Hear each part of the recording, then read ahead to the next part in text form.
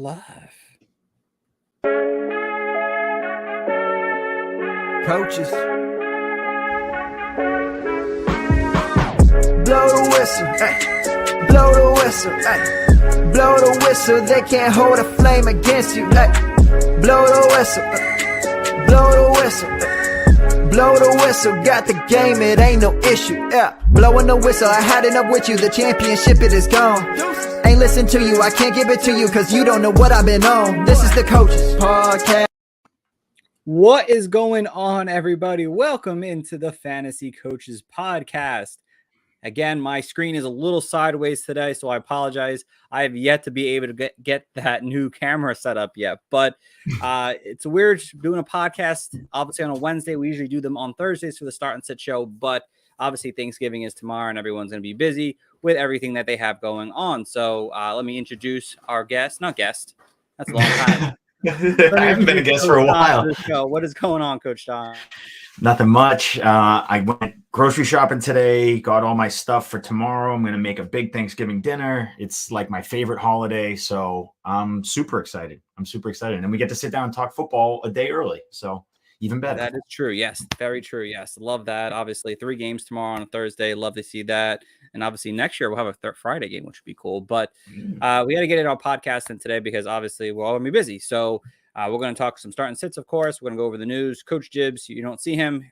I don't know where Coach Gibbs is. He's okay, but I don't know where he is personally today. So we got to probably miscommunication that we probably had a Wednesday show and he probably forgot. But he'll be back.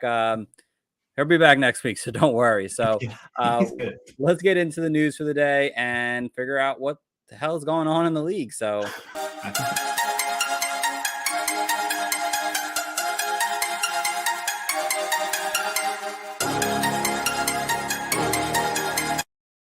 all right, so we have a lot of things going on, guys, right now. Quarterback changes, people signing with players, people returning from IR, a lot of things going on.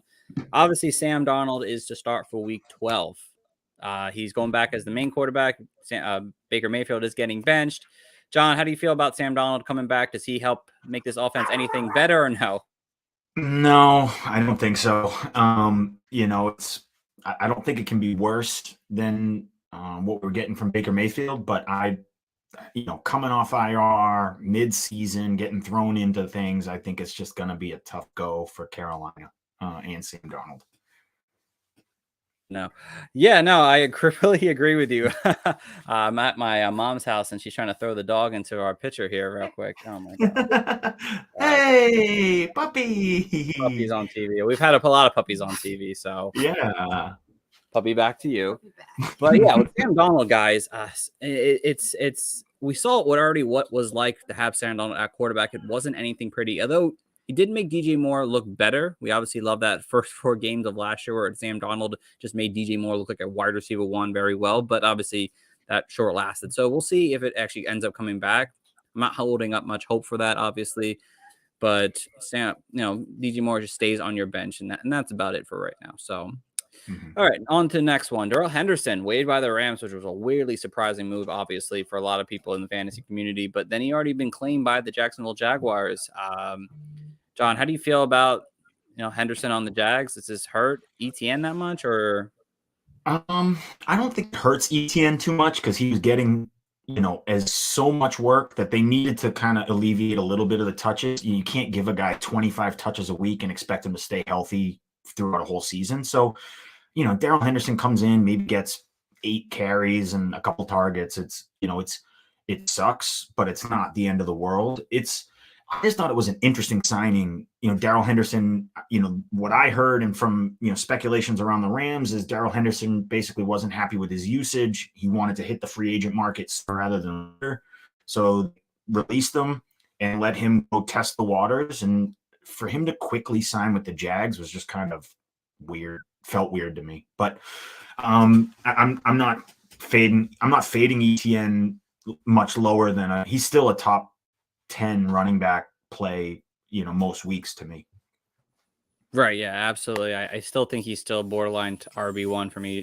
Travis Etienne, that is. And Henderson, yeah, it's going to be interesting to see what happens. I mean, Michael Hasty wasn't really doing much. I don't know. Maybe they give him a few more carries. Again, just seemed like a really weird situation to bring in Henderson right now because this team isn't really performing all that well. I mean, I don't know what he's going to provide for this team to really make it any better. I think you're right. I mean, he's probably going to see a couple of carries here and there, but you're probably better off just leave him where he was probably for the most part on the end of your bench or on the waiver. So, yeah, definitely interesting. See, Carson doesn't say, I didn't pronounce it right, but Carson Wentz designated to return from IR, obviously. So we'll see what happens with that. Right now, Tyler Heineke is still the main starter on the team. We'll see if they do make a quarterback change because a lot of teams are making quarterback changes right now. Zach Wilson benched for Mike White. How do you feel about Mike White now? Does that help anyone in fantasy on this Jets team that desperately needs some kind of spark?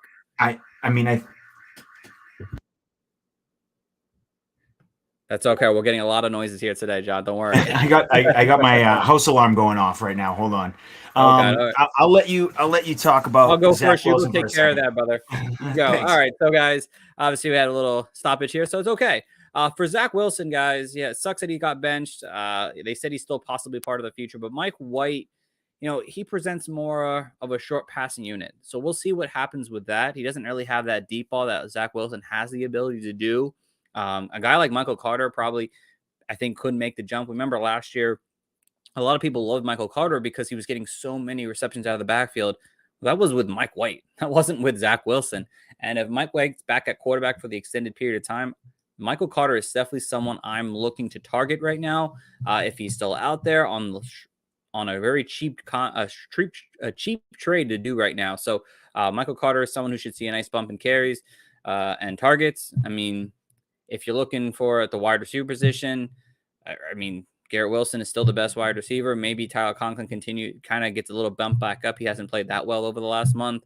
Again, it's not going to change too much. I don't think Mike White's going to be here to save this Jets organization. So not a big worries, but he is starting this week.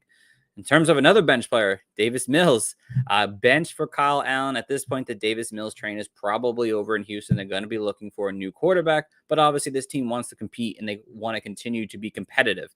So let's introduce Kyle Allen, who's at times had decent games here and there over his NFL career, basically a journeyman backup.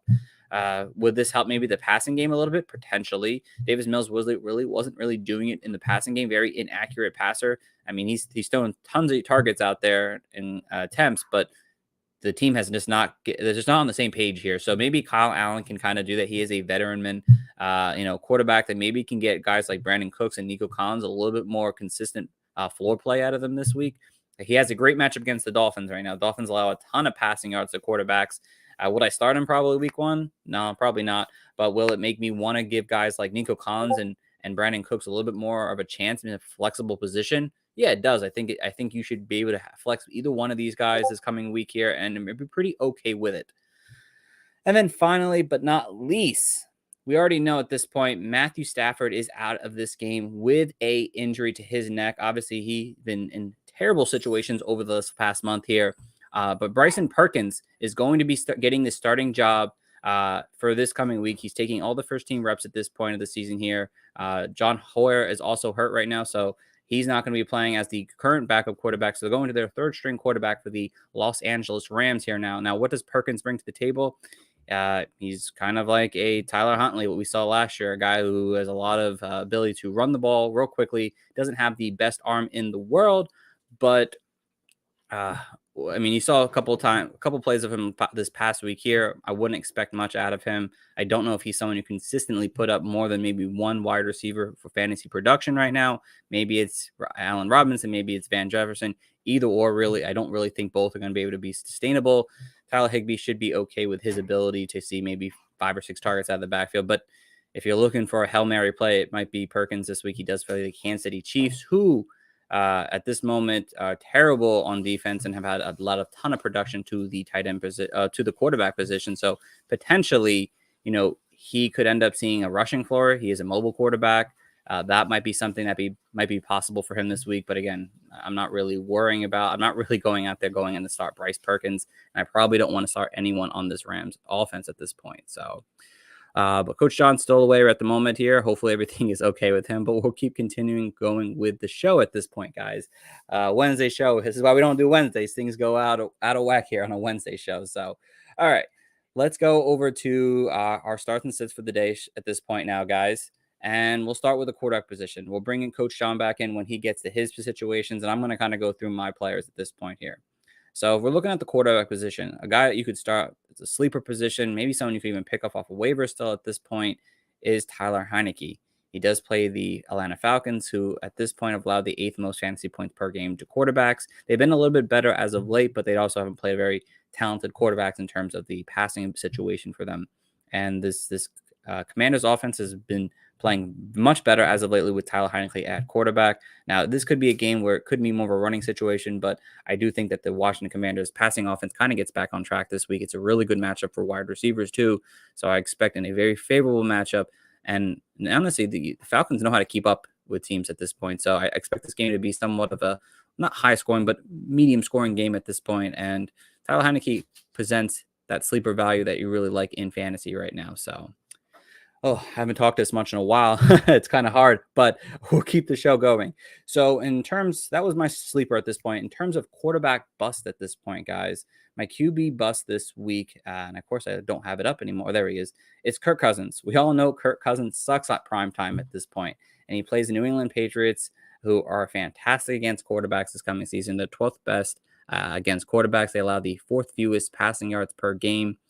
And honestly, they've allowed just 4 passing touchdowns over the last 6 weeks. And, Kirk Cousins hasn't been able to handle pressure well. You saw that the Dallas Cowboys was able to create a lot of pressure for quarterbacks. And it showed last week. Kirk Cousins had a terrible outing. And the Patriots can do this similar situation with him. And, of course, just going back to that Thursday night game, he's 8 games over his career, Kirk Cousins. And is 14-11 in touchdown to interception ratio at this point.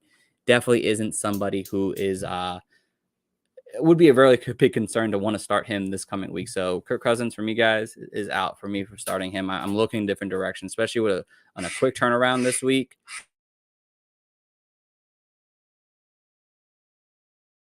A quick turnaround this week, I definitely would be starting Kirk Cousins passing offense right now. So, all right. So I've gone through my quarterbacks already. It's very quick here, guys. This is going to probably be a quick show. We'll see. Hopefully Coach John's out.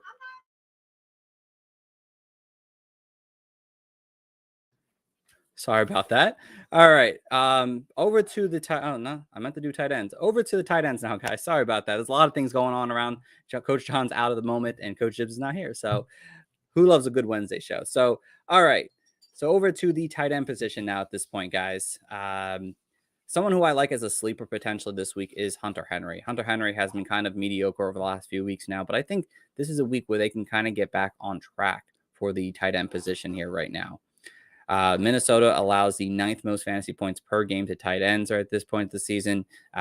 Someone where I think if we're looking at a way for Mac Jones to actually do something in this New England offense, it's got to be through the tight end position here. And obviously Jacoby Myers, who is also a great start, but Hunter Henry needs to get back on track. Hasn't been playing to his best ability over the last few weeks now, but I do expect him to be able to turn around in a matchup like this, where I expect, honestly, New England to win this game, and it might be with their passing offense this time. I mean, Minnesota has not been that consistent on defense. They've been very on and off with their defense's ability. So for me, I think Hunter Henry gives you an opportunity to start a player this week, especially if you lost Kyle Pitts right now to start and for you in fantasy. So, all right, over to the tight end bust, guys. So for my tight end bust this week, and it's going to be really hard to want to sit this player because obviously he just came off a fantastic outing, and he's obviously a high name player, but it's George Kittle. And George Kittle has just, he's been fantastic, but he has probably the hardest matchup possible for him this week in terms of playing against a defense, and that's the New Orleans Saints, who is fantastic against tight ends this coming season here at this point here. And for the Saints, they allow the best. They are the best against tight ends this coming season. They have not allowed a tight end to do much against them. They've just allowed 4 fantasy points per game to tight ends. They allowed the fewest receptions to tight ends this season, and have only allowed 2 touchdowns to tight ends right now. It's been very hard to actually want to start a tight end against them in this coming season here. While George Kittle was fantastic this past week, his target share isn't really high enough for me to trust him in a very tough matchup. I mean, 6, 2, 5 over the last 3 weeks now, and that's all been with McCaffrey there, obviously now, and of course he's got Debo and Brandon Ayuk. So I know you're probably going to have to start George Kittle, but just lower your expectation. You're not getting the 24 points we had this past week against the Arizona Cardinals, who was second worst against tight ends. You're getting the best possible defense against tight ends, which is not a good thing. So George Kittle is definitely someone you're not going to try to start, but if you have to, just lower your expectation for this coming week. So, all right. So Coach John's still not back yet, so we're just going to keep the train going this week, guys. A little different than what we normally do, but it's okay. So over to running backs now, guys. Let's do my running back sleepers and bust at this point now. So for RBs, I had James Cook this week. Now James Cook has done better since the Buffalo Bills bye week over the last few weeks, and especially after Nyheim Hines joined the team. I really thought that Nyheim Hines was going to have a bigger role in this offense, but it seems like James Cook is getting his work in this offense at this point here now. And, over the last week, we saw in a very favorable matchup, 11 carries for 86 yards. And obviously we know that, Josh Allen's dealing with that injury to his shoulder. And it showed that they're going to try to run the ball a little bit more at times. While they're still going to throw the ball a ton, they're going to obviously run the ball a little bit more too. And this is the perfect matchup against the Detroit Lions for James Cook to produce another, 8 to 10 fantasy points. Well, again, it's not great, but it's really hard to get running backs to do much more than that, especially if you're really short at RB. He presents you with some kind of floor consistency. I think this coming week for fantasy, the Lions, who they play this week, Lions have been terrible against running backs this season. They've actually allowed the 8th most fantasy points per game to running backs. They've allowed 12 rushing touchdowns on the season, which is second worst in the league here. And they still allow a ton of rushing yards overall. And I think with James Cook's ability to do things with the ball in his hand, you should expect him to be able to provide you with somewhere between that 9 to 10 range in terms of fantasy points this week. So if you're looking for a sleeper at RB, James Cook presents that kind of sleeper. All right, over to my next sleeper at this point here now. It's Brian Robinson, guys. Brian Robinson has been obviously a major disappointment. And I'm going to stick to my gun here with Brian Robinson once again. I think his time still has the opportunity to break out. I know I've said his name last week, didn't work out very well, obviously. Definitely disappointed in his performance overall, but there is still potential for him because he has even another fantastic matchup this coming week here for his game overall. And sorry, guys, he plays the Atlanta Falcons, who again are really bad against running backs this coming season. They allow the 11th most fantasy points per game to running backs at this point, and they've allowed 10 rushing touchdowns to the season here. Now I know he had even a better matchup last week against the Texans, but I expect them to use him a little bit more in this matchup here. Honestly, I think they are going to find a way to get him the ball. He had a ton of carries. That's the big thing. He did have a ton of carries still in this matchup here. I mean, he didn't run as efficient, but he's seeing the workload. And I think it just takes maybe 1 or 2 carries that will get him to be able to break free for a big run in this coming week here. I mean, he's had last 3 games, 15 carries, 26 carries, 13 carries, 8, 20, 17. He's still seeing a ton of work on this offense here. Even though that Antonio Gibson saw more this coming week, he should still be able to see a ton of work in this offense here. So for me, my sleeper RB is Brian Robinson at this point. And he should definitely be someone that you're looking to start as a potential risky flex option for you. So, all right. So for my RB bust now, guys. Oh, God. You got to give me a second, guys. Talking all this time is a lot of work here. So, all right. So for my RB bust this week, I'm going with the combined grouping of the Kansas City Chiefs running back core this coming week. And with the Kansas City Chiefs, they play this week. If I can remember who they play offhand, I always forget for some reason at this point. Let's see here. They play, I don't know why I didn't have this up before, but they play the Los Angeles Rams this week. Again, their Los Angeles Rams are kind of, dealing with some stuff on their offensive side, but their defense is still pretty elite, and especially on the run game right now. And between the split between Jerick McKinnon and Isaiah Pacheco, and now recent news that, Ronald Jones might get his opportunity finally this coming season here, it throws me off to be a little shaky that Isaiah Pacheco is only seeing the groundwork on this offense here. And Jerick McKinnon's kind of seeing both, but it's been very minimal here and there. He's only seen about 4 or 5 targets a game and 4 or 5 carries. Sometimes that hasn't really been able to be effective enough for him to be able to perform at that high level. And again, Isaiah Pacheco is not seeing the targets in the offense right now. And if Ronald Jones somehow gets involved, well, that could make things even worse. I think he's fresh legs. He could be someone who takes in this workload away from both Pacheco and McKinnon. So if you're looking at these RBs this week at potential starts because they had a pretty solid outing, both of them last week, I'd look a different direction this week. Even with Clyde Edwards-Helaire going on the IR, it just doesn't bode well for either one of these Chiefs running backs this coming week. So I'm sitting both these guys if I can. All right, over to the wide receivers. Coach John's still not back yet. I hope everything's okay. Gosh, he said his alarm was going off. Hopefully everything's good. But we'll continue now, and then if not, we'll wrap up the show after this last segment here, guys. So over to the wide receivers. For wide receiver sleepers this week, guys, my number one wide receiver sleeper this week is Zay Jones. Zay Jones plays, who does they play this week? I don't know why I didn't have this up before, guys. Sorry, this Wednesday show really threw me off this week. Gosh. I thought I'd be more prepared, but clearly I'm not. They play the Baltimore Ravens, of course. Thank you. The Baltimore Ravens. Baltimore Ravens this year have been very so on defense, especially in that secondary here. They've allowed the 8th most fantasy points per game to wide receivers at this point, and the Jacksonville defense have allowed a ton of offensive scoring to the opponent's offenses, and they're going to be a game where they're going to have to throw the ball a little bit more. Trevor Lawrence is going to have to throw the ball, and Zay Jones has been pretty consistent this coming season here. It hasn't been fantastic, but consistent enough where that he falls in a sleeper category where he could end up having a really solid outing for you in fantasy this week. I mean, over his last few games, Zay Jones has put up, at least 40 yards in 3 of the last 4 games now at this point, and he's seen double-digit carries in 2 of the last 4 games, so he's getting that target share. It's just that really hasn't connected for a touchdown. He's only had that 1 touchdown back in week 3. He hasn't had a touchdown since. I do think that changes this week, and he finds his way into the end zones. So for me, Zay Jones is my first sleeper at the wide receiver position. My next wide receiver sleeper is in the same game here, Demarcus Robinson. He came off a stellar game this past week here in fantasy football that obviously a lot of people did not see coming. It's time not to sleep on him anymore. He's been one of the most consistent, unfortunately not efficient enough, wide receivers on this Ravens offense. He's continuing to see great target share in this offense here. But the Jaguars are a good team to play against this week here, and they're the 7th worst. They allow the 7th most fantasy points per game to wide receivers here. I expect this one game, the Jags and the Ravens, to be in somewhat of a high-scoring game, and I think Demarcus Robinson, with the 9 targets he saw last week, I don't see why he can't see another high target share in this offense. So for me, if you're looking for a wide receiver, and he's someone you probably could pick off waivers and start this week if you're looking for some kind of long-term desperate help at the wide receiver position. So Robinson fits that bill as a wide receiver sleeper for fantasy this week. All right. John's screen went even darker. Oh, he's back. I'm back. John, I went through basically almost everything besides my wide receiver bust. So Okay.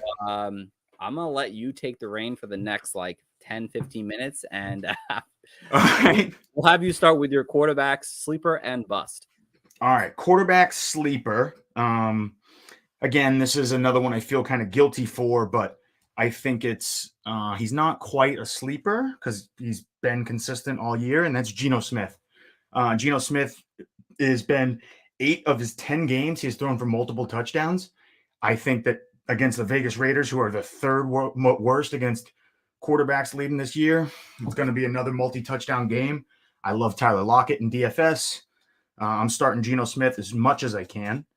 Daniel Jones is my bust. He's got a tough matchup. Against Dallas. I think it's, we just watched them, what they can do. The floor is there. I mean, Kirk Cousins got absolutely annihilated. So I think it's going to be a tough game for Daniel Jones. I think, he's losing weapons. Wan'Dale Robinson's down. Saquon Barkley's, Saquon Barkley, but he is also very, doesn't help Daniel Jones as much as you'd like. So it's going to be interesting. I think that there's, 12.7 points per game to quarterbacks is what Dallas has let up. And, I could see a sub 10-point game from Daniel Jones, which even in 2 quarterback leagues, I'm staying away from. Wide receivers. I have a few. I like a lot of wide receivers this week. Start with the tight ends. Start with the tight ends. Start with tight ends? Okay, fine. Go the tight ends. Keep it in order. Tight ends. My start of the week is Dawson Knox. Dawson Knox has seen 13 targets in the past 2 games. So he's starting to get that little bit of floor that you look for. He's in a high-powered offense. and he's playing against the Lions. We all know how great the Lions can be against pass catchers and tight ends and running backs and everyone, because their defense is just porous all over the place. So I like Dawson Knox again this week to score a touchdown, or at least, be in the hunt, be in the mix. And that's all you can ask for streaming tight ends. My tight end sit of the week is Cade Otton. Cade Otton, has kind of been a waiver wire hero for a lot of people. He's been consistent. He's been helpful. But the Browns have allowed 1 touchdown and the 4th fewest fantasy points to wide receivers, to tight ends all year. So again, in a position where you're kind of touchdown or bust, I'm not betting on a tight end touchdown this week against the Browns. So, if you want 4 targets for 37 yards, Cade Otton can do that, but I don't expect a big game. He's probably going to stay out of the end zone. Yeah, no, I like both your tight ends this week, honestly, as obviously the sleeper and bust. I mean, Dawson Knox obviously has a ton of potential this week against this Lions team, and he's been playing good as the last few weeks now. So I'm hoping he can kind of continue that. And Cade Otton, I mean, even Cameron Brate coming back, that could end up messing up his target share overall in a very bad matchup. So I like both of those players you picked there, John. How's it feel talking for this long? Is everything okay? Everything's so my house, it didn't get broken into, it didn't burn down, everything's fine. I took apart the security panel and we had a low battery. So timing and everything in life is just peachy. So I had to just throw a couple double A's in and come back to the show. So I love it. All right. So like I said, I did my RBs already. So it's your turn to do your 2 sleeper RBs and your RB bust of the week. Okay, 2 sleeper RBs. I'm going to go back to the well with this great matchup between the Bills and the Lions, and I'm going to say Devin Singletary. Devin Singletary has scored 13 plus points in 4 of the last 5 games, so he's heating up, and we've seen Devin Singletary heat up at times and play well and be dominant for certain stretches for fantasy. And Detroit has allowed the 3rd most rushing yards again of any team to running backs. So again, this is the type of game I think Devin Singletary is safe enough where he could see 13, 14 carries for 80 yards, and then that's a good game. And then you hope he gets in the end zone and has yourself a great game. So I like Devin Singletary a lot this week as a start. I'm still riding with him. And then the other one is Jeff Wilson. Jeff Wilson, since joining the Dolphins, has had 16 plus fantasy points in both games. So they clearly like him. They traded for him. They're using him. And the Texans have allowed the worst 34.8 fantasy points to the running back position over the past month.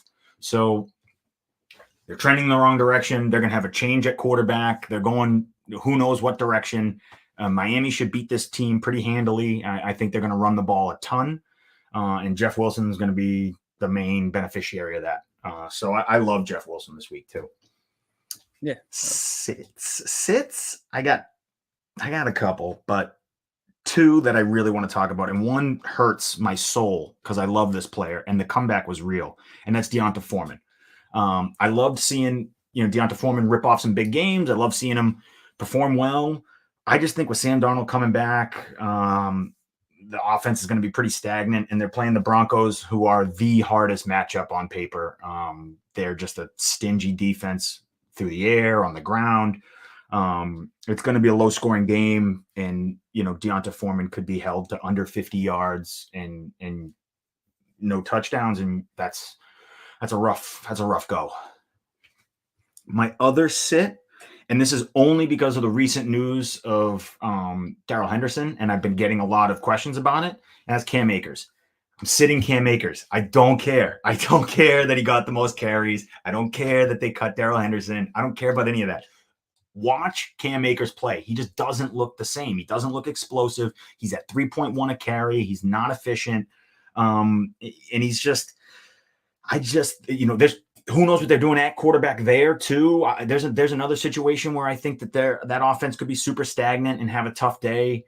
And I always try and target running backs on good offenses because they're going to have more scoring opportunity. And I just don't think Cam Akers is an explosive back anymore, and B, on a good offense. So I'm fading him. Just because I feel like you've been fading him all year, but just because this recent news has kind of drummed up some life into his value, I'm still fading him. I want nothing to do with him. Yeah, no, I love your RBs this week as well. I mean, Singletary and Jeff Wilson are definitely guys who have a ton of potential to have a really good fantasy week. Both have favorable matchups. Both are leading their team right now in carries at this point of the season here, and both likely to be in positive game script for their ability to run the ball more, especially late in games. So I love that. And then obviously for your both your busts, I like you put 2 busts in this week. Foreman, yeah, definitely someone who I have concerns about for this coming week because I don't believe that they're going to be in a positive game script for them to be able to run the ball enough with Deontay Foreman. And yeah, Cam Akers, I mean, I think people want to know, and we didn't really talk about the Rams side of the ball after Henderson got released, but it's good to know that obviously Cam Akers is definitely not someone you want to trust still. I mean, it's unfortunate because they have the Rams have like one of the best RB matchups at the end of the season. Like their playoff matchups are fantastic, but you just can't trust him. You're right. He does not look the same as he did like over a year ago. So it's probably more of a Kerryon Williams show, but we'll have to wait to see about that. So all right, John. So give me your 2 wide receiver sleepers, and then we'll get it. Both of us will get into the wide receiver busts. All right. My 2 wide receiver sleepers. I'm going to start with Darius Slayton. I know I kind of put Daniel Jones as a bust, but I still think Slayton can do enough to have himself a decent fantasy day. He's had 11 points in 5 of the past 6. If you can beat the Cowboys, it is through the air. It is, attacking the deep ball against Trayvon, who, loves to sort of jump routes. They've allowed 38.2 fantasy points per game to wide receivers in the past month. So it's 6th in the NFL. It's not the worst, but it's not great either. So I expect Darius Slayton to see a couple deep targets, catch maybe 2 or 3 of them, and that's your day. And anything extra is just gravy. So Slayton to me has just been a perfect flex play for the past 5-6 weeks. He is that deep threat for Daniel Jones, and there's just a plethora of injuries at the wide receiver position. And so I think the Giants are going to be down in this game. They're going to need to take some deep shots, and they're going to go to Darius Slayton. The other start of the week is Michael Pittman. Hear me out. So Michael Pittman, when with Matt Ryan, has averaged 10 targets, 7.3 receptions, and 75 yards a game. So there is a safe floor there. And we all know there's upside with Michael Pittman. He is that, sort of alpha athlete that can break a play and take it down the sideline for a touchdown. Now, I'm not saying that's going to happen, but the Steelers have allowed 42.7 fantasy points per game to the wide receiver, and that's bottom third, bottom like 1, 2, 3, like in the bottom of 3. So they are very susceptible to getting beat. I don't think this is going to be a high-scoring game. I think this is going to be a real grind it out, Jonathan Taylor, Najee Harris. But if anyone is going to perform, I pushing my chips in on Michael Pittman with Matt Ryan there. I know Paris Campbell has looked good, and Paris Campbell is definitely explosive. But I just think this is the week where Pittman shows off that he is the alpha on that team. Well, I'm glad I just traded him in one of my leagues, but I needed an RB. But Michael Pittman, it should be in for a really big outing this coming week here. It really sucks me to watch this Colts Steelers game on Monday Night Football, but hopefully, is it Monday night? I think it's Monday night. Yeah. I think it's Monday night, and definitely I think he'll be the highlight of the entire game. So he should be in for a good outing. And yeah, Darius Slayton, he definitely presents that sleeper status as well. I mean, he's been playing well, but again, it's a tough matchup. People might be doubting that's on a Thursday night game. I think he might end up impressing a lot of people. So I like that one there too, John. And then finally, guys, almost ending here, wide receiver busts. John, give us your wide receiver bust of the week. I'm going to start with Darnell Mooney.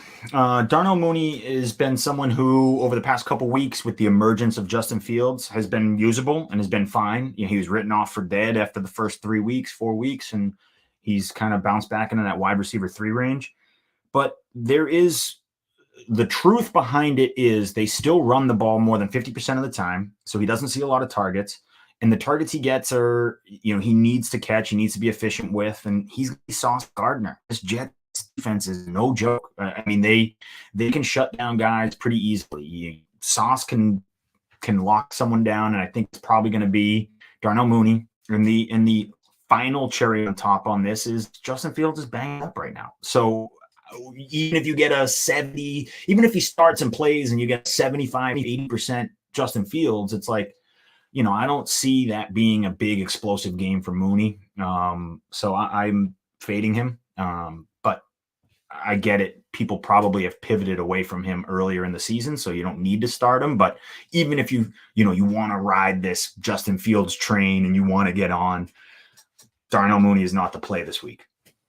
Yeah, and I think people might start trusting Darnell Mooney because he's been playing well since Justin Fields has been actually fantastic over the last month and a half now. So people probably are more on board with starting him. But yeah, you're right. This is definitely not a matchup you want to do that. The Jets are a very stingy defense, and I do not expect the Bears to be able to throw much on them. And it, God forbid, Trevor Siemian plays this game here. I mean, who knows how that's going to go? I can't trust that either, and I don't want to. So yeah, Darnell Mooney is a good sit. From my one wide receiver bust this week, I'm going with Christian Watson. I mean, Christian Watson, 5 touchdowns over the last 2 weeks here, and people were gushing over that. And they're like, well, we got to start him again. And I get wanting to start him because of that crazy upside, but there's no way he's getting 2+ touchdowns again this coming week. And they play a very stingy Eagles defense here, who are the 8th best against wide receivers, just 6 touchdowns on this entire season here. And they allow the 7th fewest yards on the year. And you've seen the Eagles defense over the last month. The only thing they've been breaking down on is running the ball. Their passing secondary has been fantastic, and I think Christian Watson is going to, get a rookie wake up call to see this coming week against that really tough secondary here. And I'm not buying him putting up 2 touchdowns or even having 100 yards and a touchdown this week. It's going to be more of a mediocre game. We just learned that Aaron Rodgers has a broken thumb somehow and has not been.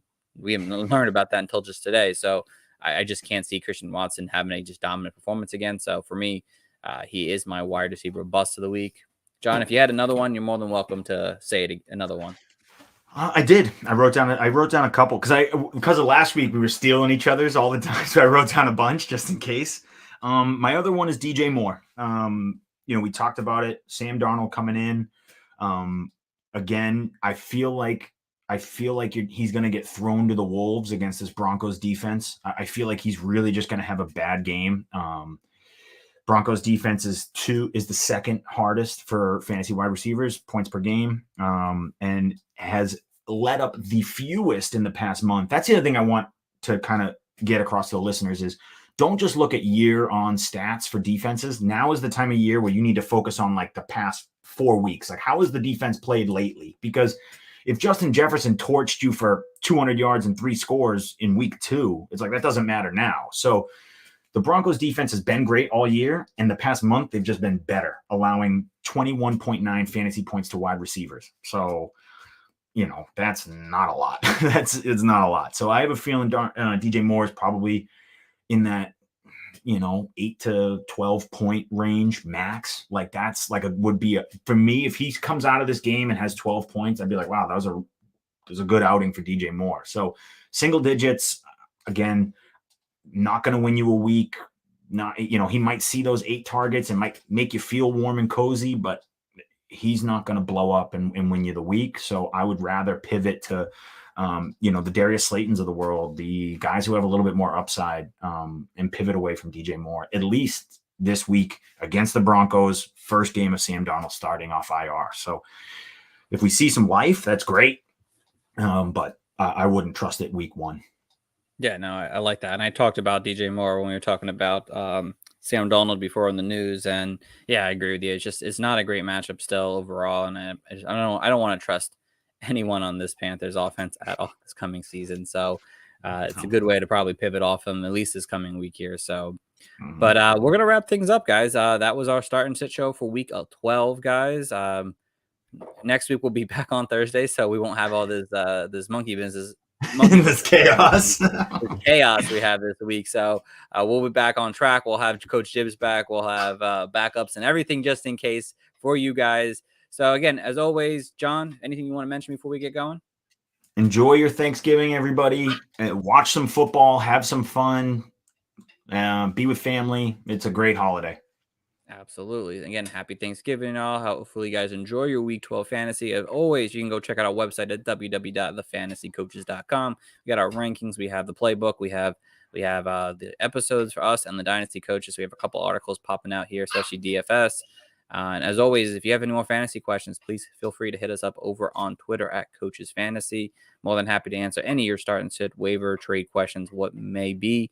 And we'll be back on Monday, guys, to talk about waiver wires to pick up for Week 13 because we do have a few more bye weeks left. So we'll get back to helping you guys out win championships. So thank you guys all for listening. Tune in until next time. Thanks for listening and have a good one.